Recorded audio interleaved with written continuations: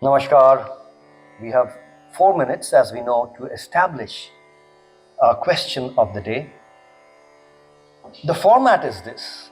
We establish a question in the first 4 minutes, and in the next 4 minutes, when I turn this hourglass around, I try and come up with an answer to that question. As you well know, because I've been mentioning this, that the answer that I present is not presented as the final answer, as the closing answer. The answer is presented as an opening statement, in fact, just so that you, we, all of us, can start contributing towards the thought process that we are infusing from here. So, the question that we're going to delve into today is something that flows from the topic or the question that we had discussed before this, when we were talking about Swadharm. Establishing this new religion called Swadharm is the primary objective with which Karma Yoga for 21st century is working today. It's a movement to establish this new religion called Swadharm. The last question that we had discussed around this is around the time that it will take to get followers into this religion. And I had mentioned that it will not take any time, because the manner in which we have established, we have defined the religion, Swadharm, by definition, it is already something that is being followed by one and all. So this is the answer that we had come to. It is an always already kind of a religion. That's the phrase that I really love about associating with this religion, always already. It's a religion which has always been there. Already it is there, so there's nothing that has to be done to get followers into it. Whatever each one has been following or is following or will follow is what is being called Swadharm. So in that sense, it will not require anything to get people to follow it. It'll just mean a recognition of the fact, a recognition, constant recognition of what we are following, of which religion we are following. Not trying to fool ourselves by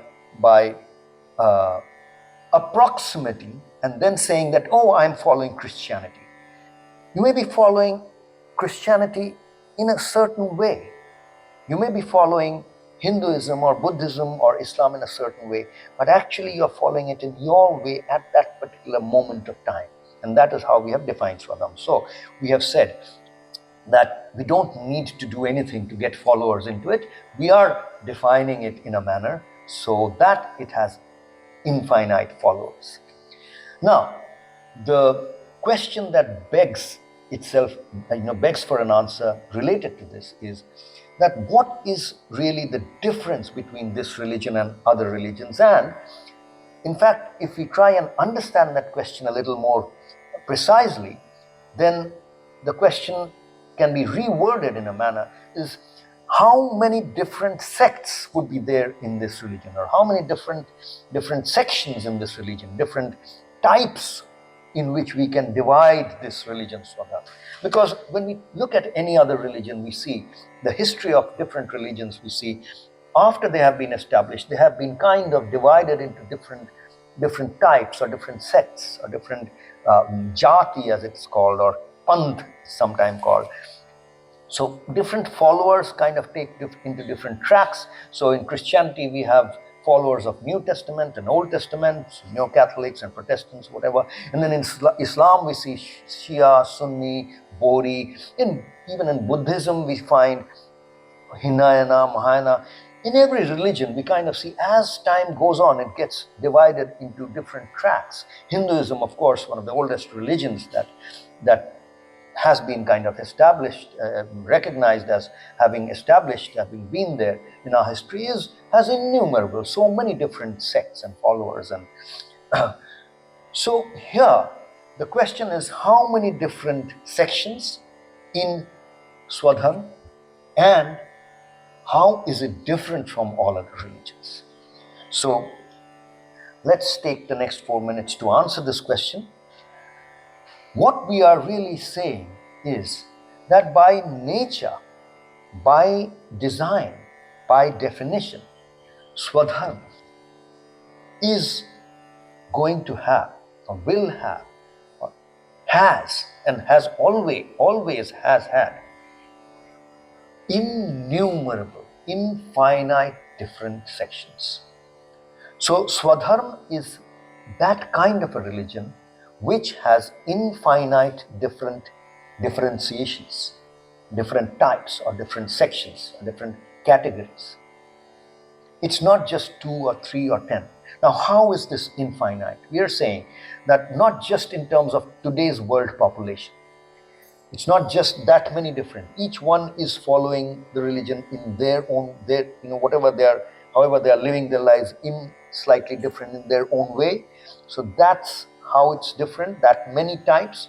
Not just that, every sentient being, not just sentient being, as I said, even living, non-living, every object, everything is following its own way of being. And that is how we are defining as its Swadharm. So for example, this particular phone, this particular model number, IMEI number phone is following its existence cycle, or its way of existence, way of being in its own way. That is its dharma. The way I am doing it, the way Ayon behind the camera is living his life, is at any point of time is his dharma, his Swadharma. And hence, Swadharma has literally infinite number of sections or types. It's temporal, so it depends on time. It changes moment to moment. It's not just object or person dependent. It's time dependent. So today I might have a certain point of view, a certain way of living, a certain way of behaving, a certain way of working. All that is how my Swadharma is defined at this moment. Tomorrow, not just tomorrow, while I am in this video, if this changes, my point of view changes, my way of being changes, and it is changing indeed.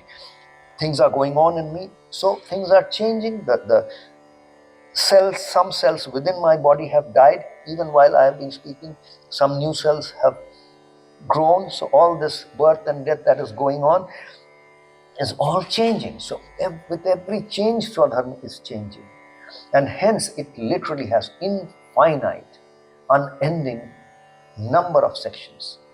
So there is no fear, there is no planning that we have to do that, okay, maybe as it goes on, we will have to think of 2 different categories of Swadharma, 3 different categories, no. We know that it's different, and it will be, and has been, and right now it is in already infinite different types of Swadharma.